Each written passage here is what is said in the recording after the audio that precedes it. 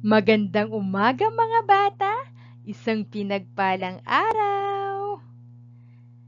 Sa panibagong araw na ito, marami tayong matutuklasan at matututunan. Excited na ba kayo? O handa na ba kayo para sa ating bagong aralin? Kung ako, handang-handa na. Halina kayo at simulan na natin. Sa pang-apat na linggo, sa pangalawang markahan, ating aalamin ang mga lugar at mga bagay na makikita sa loob ng silid-aralan, paaralan at komunidad. Aalamin din natin at tutuklasin ang teorya ni Piaget na tinatawag na Theory of Conservation, na ang ibig sabihin na ang mga bilang ng mga bagay sa loob ng pangkat ay magkapareho o hindi nababago kahit iniiba ang pagkakaayos ng mga ito. Halika, samahan mo ako. Ako po si Marie at nakatira ako sa isang komunidad.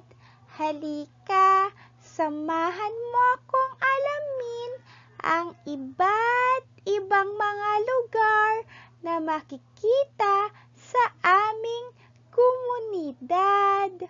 Nariyan ang aming tahanan, ospital, palengke, palaruan, simbahan, sakayan ng jeep at ang aming paaralan.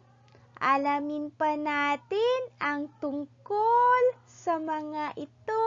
Halika, samahan mo ako. Una ay ang tahanan. Dito nakatira ang isang pamilya. Ang aming pamilya ay mayroon ding munti ngunit masayang tahanan. Ang pangalawa ay ang pamilihan. Isa din itong mahalagang bahagi ng komunidad. Dito nagpupunta upang mamili ng mga pangangailangan tulad ng pagkain, damit at marami pang iba. Pangatlo ang ospital. Dito nagtutungo kapag may mga sakit at malubhang karamdaman. Pang-apat naman ang simbahan. Ito ay isang lugar kung saan makapagdarasal at makapagpapasalamat sa Panginoon. Panlima naman ang palaruan. Dito pumupunta kapag gustong makapaglaro.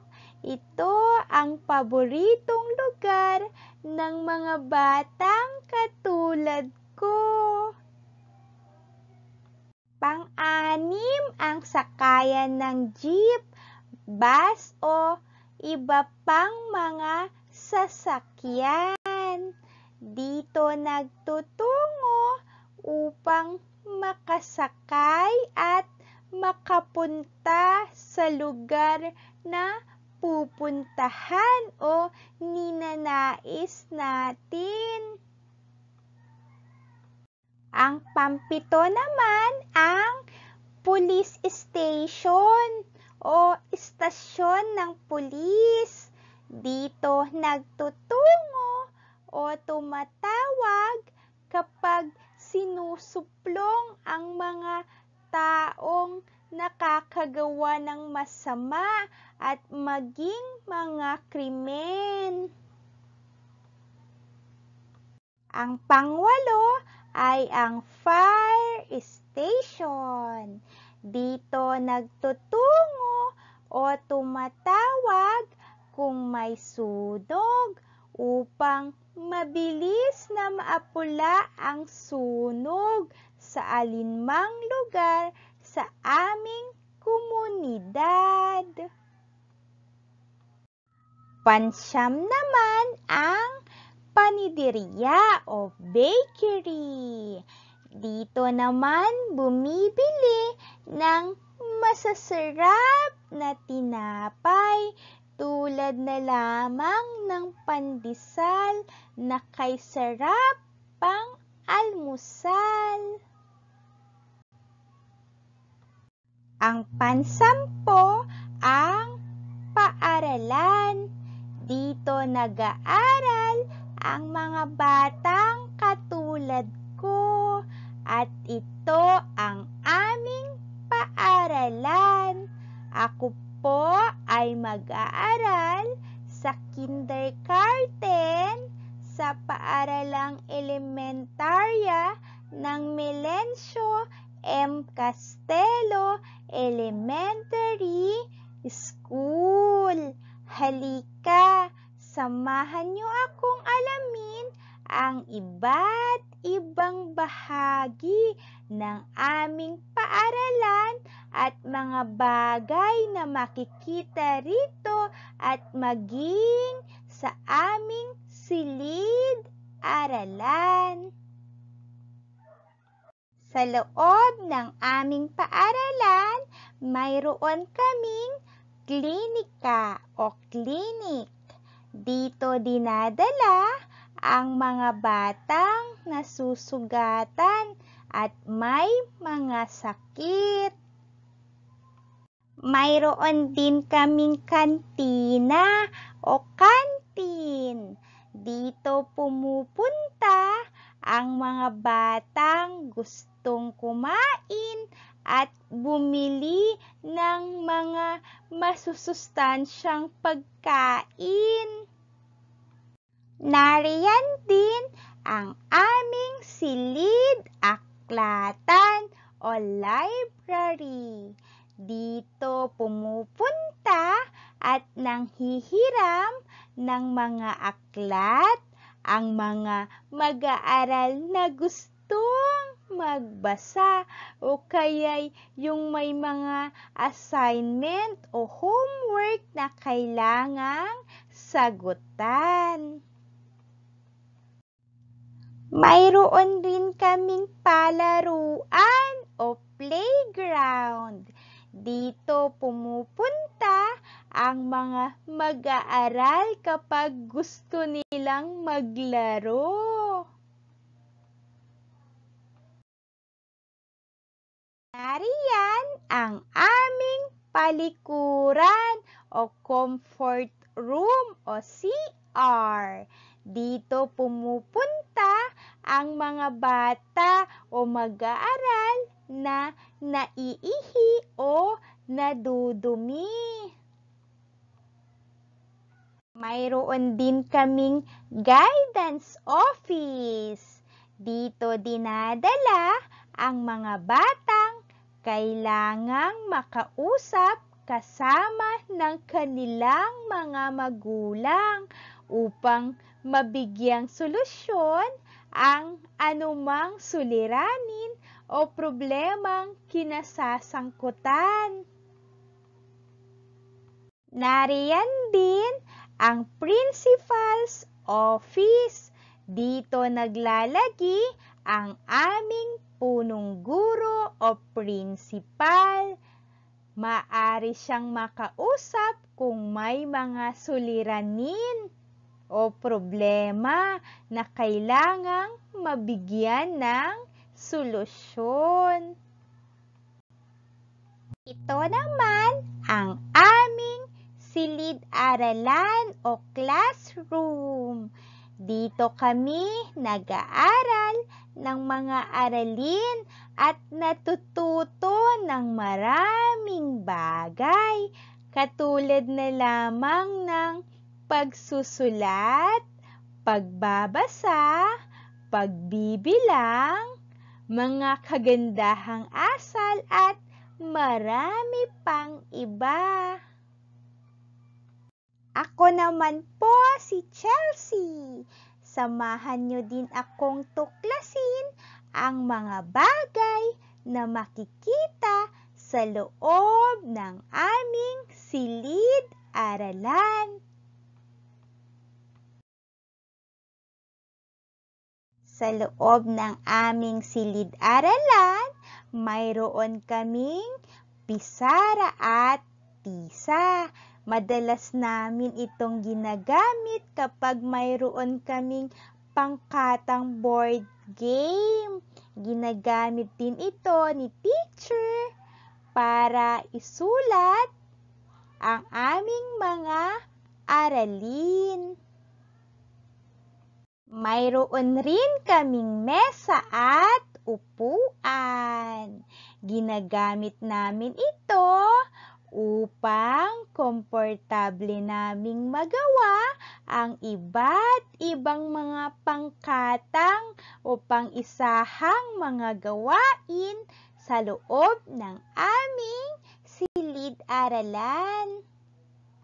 Sa loob ng aming silid-aralan, mayroon ding cabinet at sa loob nito ay may mga magagandang aklat katulad na lamang ng mga kwentong pambata na gustong-gusto naming tingnan at pakinggan kapag kwinikwento na ni teacher sa amin. Marami din kaming iba't ibang uri ng blocks at Lego sa loob ng aming silid-aralan. Napakasaya namin kapag linalaro namin ito.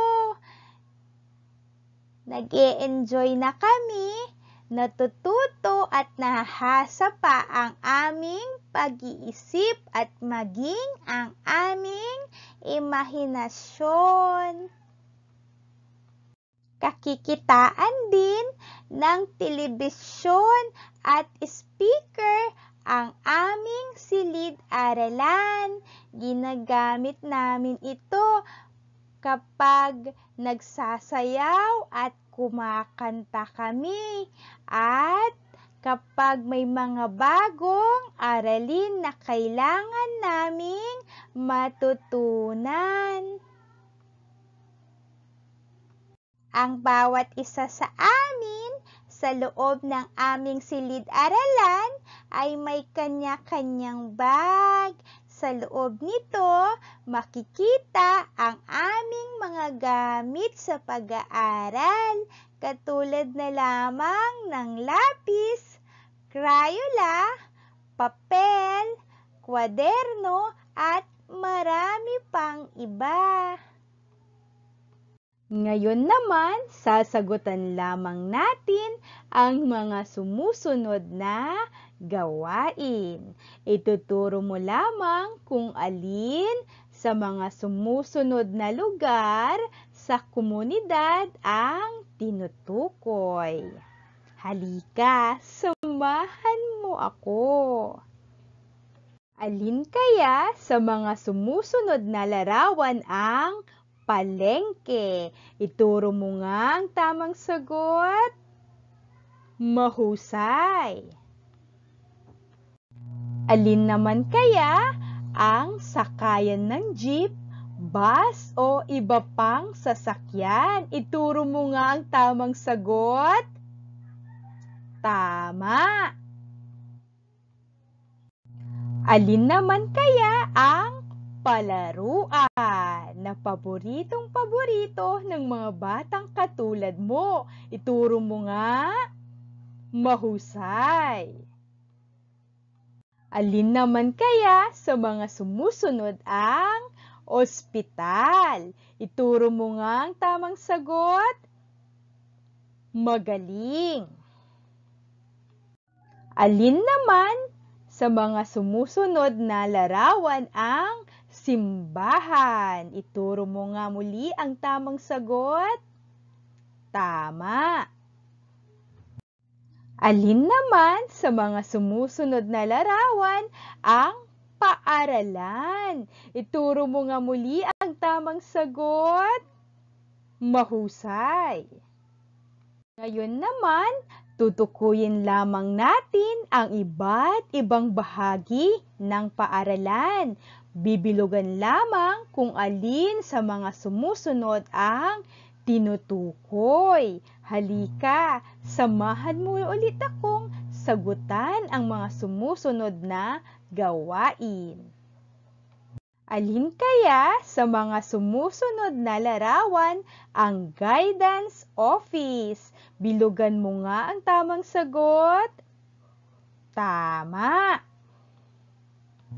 Alin naman kaya sa mga sumusunod na larawan ang silid-aklatan? Bilugan mo nga muli ang tamang sagot. Mahusay. Bilugan mo nga kung alin sa mga larawan ang kantina o kantin. Mahusay. Alin kaya sa mga larawan ang klinika o clinic? Bilugan mo nga ang tamang sagot. Magaling. Alin kaya sa mga larawan ang silid-aralan? Bilugan mo nga muli ang tamang sagot. Tama. Bilugan mo nga kung alin sa mga sumusunod na larawan ang principal's office. Magaling. Bilugan mo naman ngayon kung alin sa mga sumusunod na larawan ang palaruan. Mahusay. Alin naman sa mga larawan ang palikuran? Bilugan mo nga ang tamang sagot. Tama.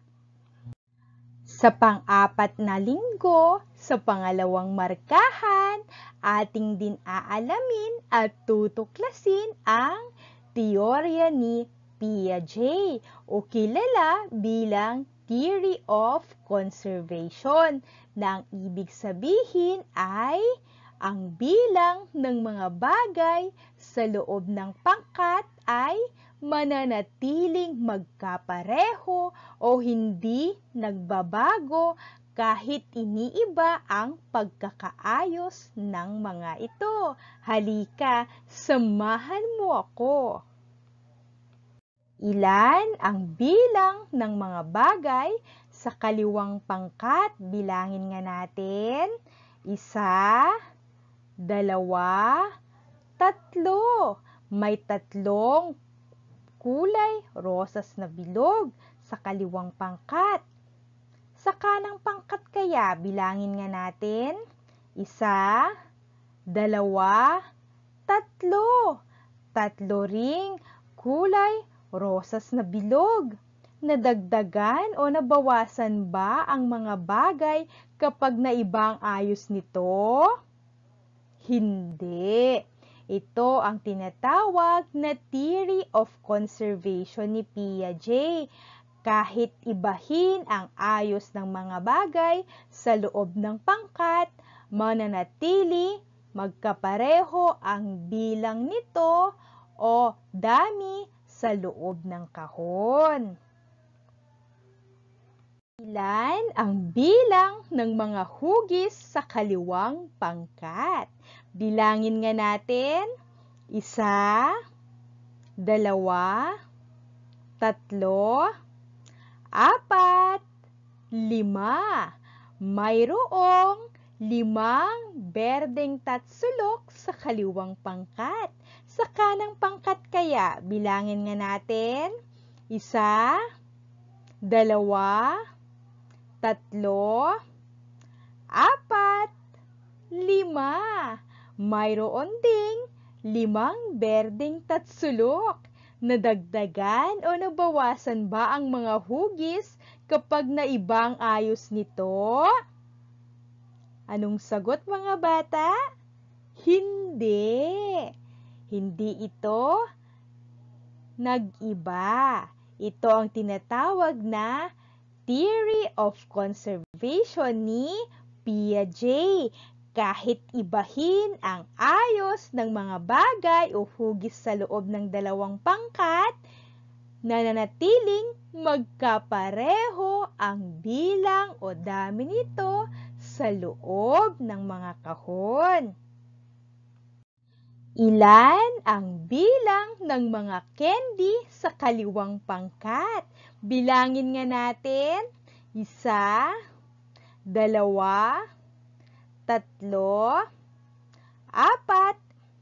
5, 6, 7, 8, 9. Mayroong 9 na candy sa kaliwang garapon. Sa kanang garapon kaya ilan ang candy sa loob nito? Bilangin nga natin. 1, 2, 3, 4, 5,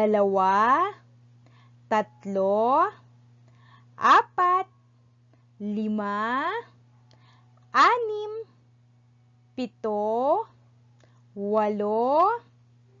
9. Mayroong 9 na candy sa kanang garapon. Magkapareho ulit sila. Nadagdagan o nabawasan ba ang mga bagay kapag naiba ang ayos nito? Anong sagot muli mga bata? Hindi. Ang huhusay nyo naman. Ang teoryang ito ay tinatawag nating muli na theory of conservation ni Piaget. Kahit ibahin ang ayos ng mga bagay sa loob ng pangkat, hindi nababago ang dami o bilang nito. Ilan ang bilang ng isda sa kaliwang pangkat? Bilangin nga natin. 1, 2, 3, 4, 5, 6. Mayroong 6 na isda sa kaliwang aquarium. Ilan naman kaya sa kanan? Bilangin nga natin. 1, 2, 3, 4, 5, 6.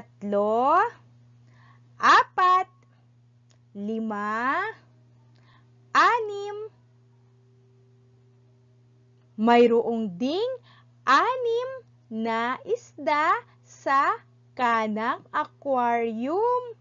Nadagdagan o nabawasan ba ang mga isda kapag naiba ang ayos nito? Anong sagot muli mga bata? Hindi. Mahusay. Anong teorya ulit ito? Tama, ito ang tinatawag na theory of conservation ni Piaget. Ano ulit ibig sabihin ng teoryang iyon?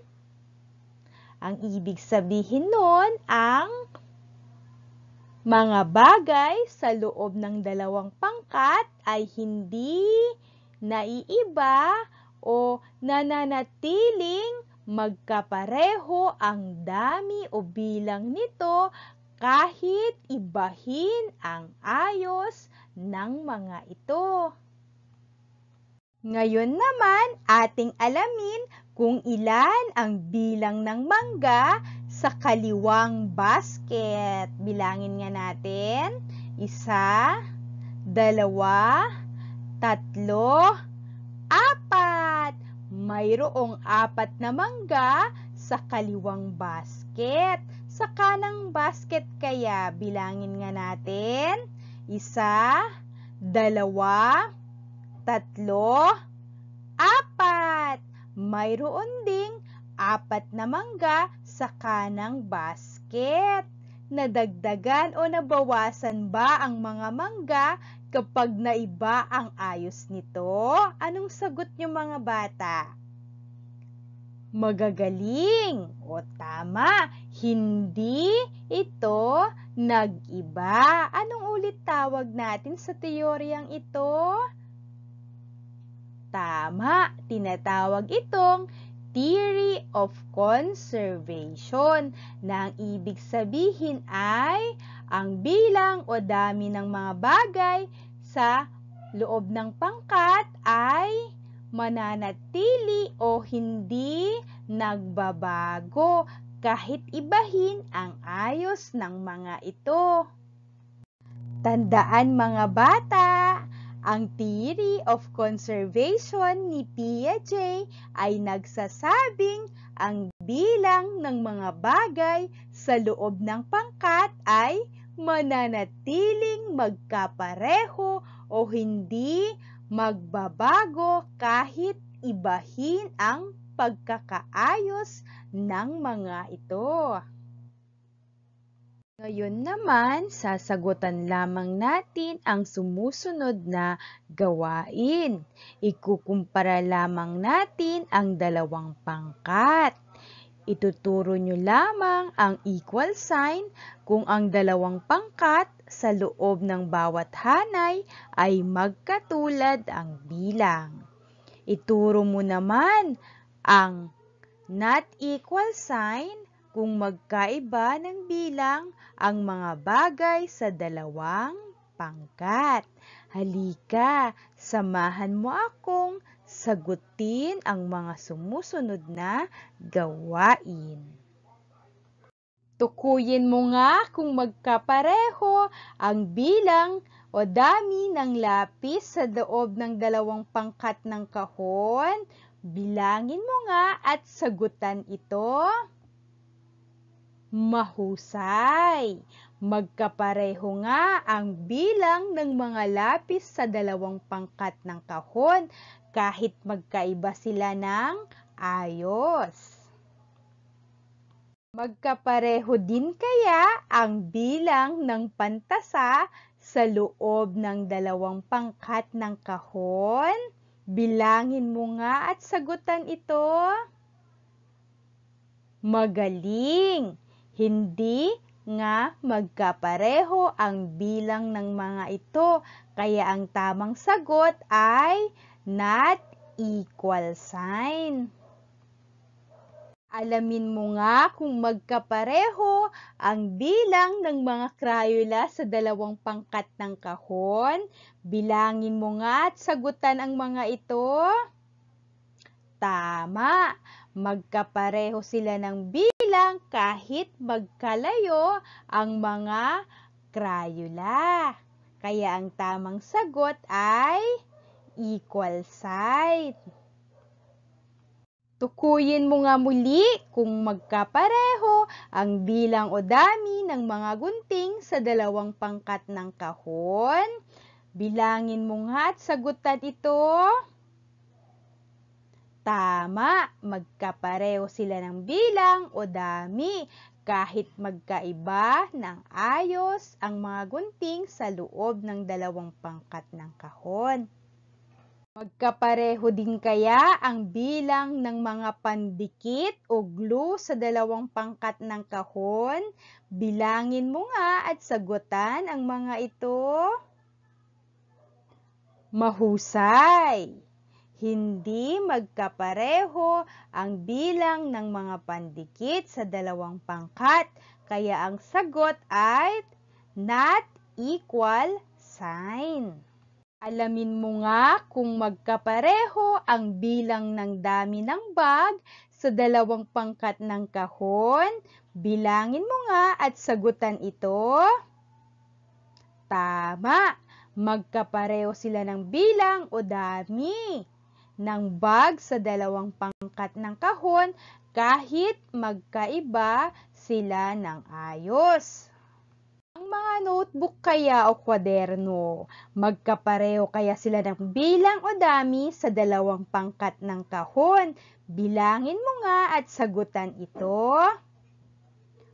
Magaling! Magkapareho ang bilang ng mga kwaderno sa dalawang pangkat ng kahon. Kaya ang sagot ay equal sign kahit magkaiba sila ng ayos. Pareho pa rin ang bilang o dami ng mga ito. Ang mga payong kaya, magkapareho ba sila ng bilang o dami sa dalawang pangkat ng kahon? Bilangin mo nga at sagutan muli ito. Tama! Magkapareho sila ng bilang o dami kahit magkaiba ng ayos. Kaya ang sagot ay equal sign. Ang mga upuan kaya, magkapareho ba sila ng dami o bilang sa dalawang pangkat ng kahon? Alamin mo nga at bilangin ito at sagutan. Mahusay! Magkapareho nga sila ng bilang o dami kahit magkaiba ng ayos. Kaya ang sagot ay equal sign. Ang mga mesa kaya, magkapareho ba sila ng bilang o dami kahit magkaiba sila ng ayos? Bilangin mo nga at sagutan ito. Tama! Magkapareho sila ng dami o bilang, kaya ang sagot ay equal sign. Ngayon naman, pagtatambalin natin ang dalawang kapirasong jigsaw puzzle na mayroong magkaparehong bilang ng mga bagay o larawan sa mga ito. Handa ka na ba? Halika, samahan muli ako. Alin kaya sa kapirasong jigsaw puzzle ang kaparehong bilang ng mga bahay kahit magkaiba ito ng ayos? Idikit o pagtambalin mo nga. Mahusay! Alin naman sa kapirasong jigsaw puzzle ang may kaparehong bilang o dami ng ospital kahit magkaiba sila ng ayos? Idikit mo nga o pagtambalin ito. Tama! At alin naman ang kaparehong bilang o dami ng simbahan? Idikit mo nga muli at pagtambalin. Magaling! Alin naman sa mga kapirasong jigsaw puzzle ang may kaparehong bilang o dami ng paaralan? Idikit at pagtambalin mo nga ito kahit magkaiba sila ng ayos. Mahusay! Alin naman ang may kaparehong bilang o dami ng pamilihan? Idikit at pagtambalin mo nga. Tama! At alin naman ang may kaparehong bilang o dami ng paniderya? Kahit magkaiba sila ng ayos, pagdikit at pagtambalin mo nga muli. Magaling! Alin naman sa mga kapirasong jigsaw puzzle ang kaparehong dami o bilang kahit magkaiba sila ng ayos sa fire station? Idikit at pagtambalin mo nga. Magaling! Alin naman sa kapirasong jigsaw puzzle ang may kaparehong dami o bilang ng palaruan? Kahit magkaiba sila ng ayos, pagdikit at pagtambalin mo nga. Tama! At alin naman ang may kaparehong bilang o dami ng police station? Kahit magkaiba sila ng ayos, pagdikit o pagtambalin mo nga. Magaling! Naway marami kayong natutunang mga bagong kaalaman sa ating mga aralin. Gamitin ito sa inyong pang-araw-araw na gawain. Muli, paalam mga bata! Making learning in kindergarten fun and enjoyable through the easiest way for children. Upang laging updated sa mga susunod pang learning videos, pindutin lamang ang subscribe at notification bell. Thank you!